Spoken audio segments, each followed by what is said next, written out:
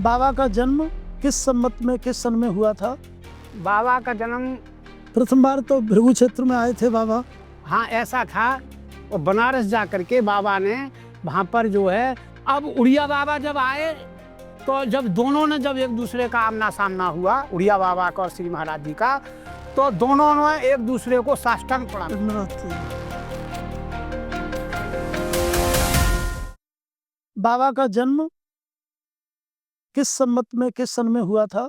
बाबा का जन्म 1888 के दरमियान हुआ था। अच्छा, हाँ। 1888 के दरमियान। अच्छा, ठीक। और बाबा जो है लगभग 21 वर्ष की आयु के लगभग अच्छा, इस खादर प्रांत में आए आए थे। आए थे। अच्छा, प्रथम बार तो भृगु क्षेत्र में आए थे बाबा। हाँ ऐसा था कि भृगु क्षेत्र में प्रथम बार आए थे, लेकिन सीधे गंगा किनारे किनारे बाबा बनारस चले गए थे। जय हो।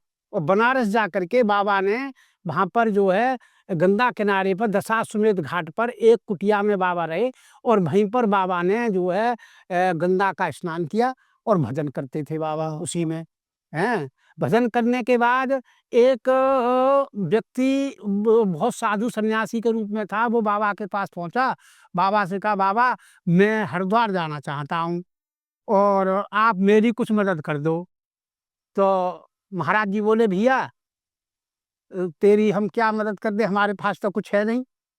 अच्छा खैर, तो हम बाबा ने जो है उसके कहने पर एक मतलब अपना वस्त्र जो है झोली सी बना ली, और झोली बनाने के बाद और लोगों से मतलब जो है ऐसे ही वो झोली कर दी उनके सामने। तो उसने जितने शायद 100 रुपए मांगे थे, और ऐसी लीला हुई महाराज जी की कि वो 100 ही रुपए उसमें निकले, और उसको दे करके, और इसके बाद फिर महाराज जी ने चूंकि उनके गुरु कह सकते कहा था गुरुजी ने कि भैया वस्त्र पहनने से कोई जो है महात्मा नहीं बनता है। हाँ, मन से महात्मा बनता है, और मैं इस तरह की कोई तुम्हें आज्ञा नहीं दूंगा।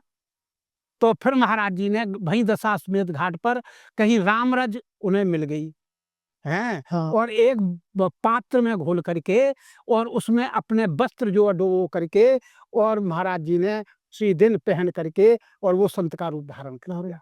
इसके बाद वहां से जो है बनारस को छोड़ दिया, और इलाहाबाद होते हुए गंगा किनारे किनारे किनारे, और वो जो है यहाँ पर भैरिया घाट में आए। उड़िया बाबा वो आए थे उस समय, अच्युत मुनि जी महाराज वहां पर विराजमान थे। अच्युत मुनि जी महाराज ने उनका दिव्य रूप जब देखा तो वो एक विशेष प्रकाश था महाराज जी के चेहरे पे। तो एक कुटिया उनको दे दी, बोले आप इसमें रहो, भजन करो, और आपको भोजन की सब व्यवस्था आपको सब समय पे होगी।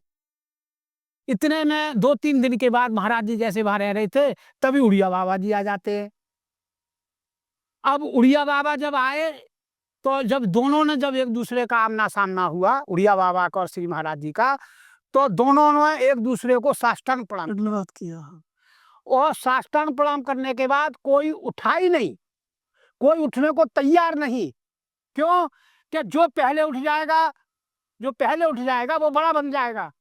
तो कोई बड़ा नहीं बनना चाहता था, अपने को छोटा बनना चाहते थे दूसरे के सामने, कि मैं बाबा के सामने कब छोटा रहूं, वो कि मैं बाबा के सामने छोटा रहूं। जब काफी देर हो गई तो अच्युत मुनि जी महाराज आते हैं, और उन्होंने दोनों का हाथ एक एक हाथ से पकड़ा, और दोनों को मतलब जो है एक क्या बोले, भैया तुम दोनों एक समान हो। तो उड़िया बाबा हमारे साक्षात शंकर जी के अवतार थे, और श्री महाराज जी चैतन्य महाप्रभु के साक्षात अवतार थे, श्री कृष्ण थे। ये है।